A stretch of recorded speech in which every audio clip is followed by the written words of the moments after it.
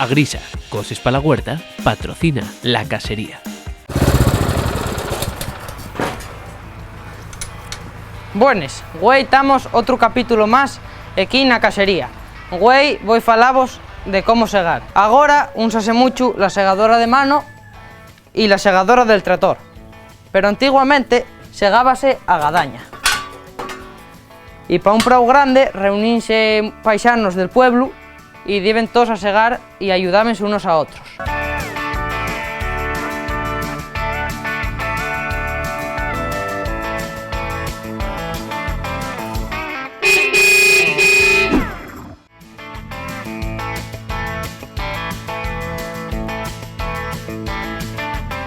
Bueno, pues para tener la gadaña bien cuidada y que se llegue bien hay que hacer dos cosas, una cabruñar y otra afilar. Ahora vamos a cabruñarla.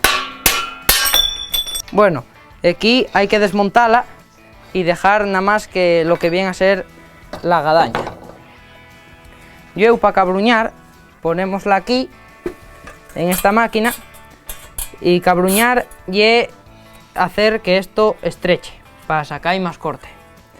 Entonces vamos metiéndola aquí y vamos dando y corriéndola, y como podemos ver va afinando lo que lle el corte, y luego lle cuando se afila para que la gadaña corte bien.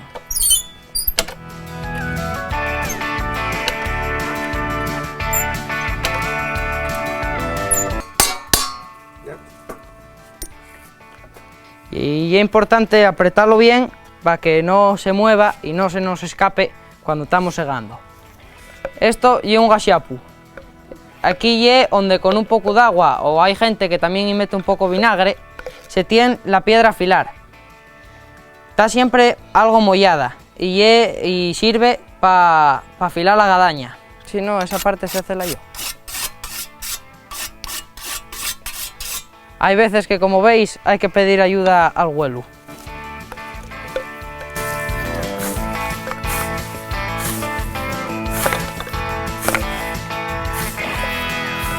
Y con esto despedimos el capítulo de hoy, que ya estoy mayau.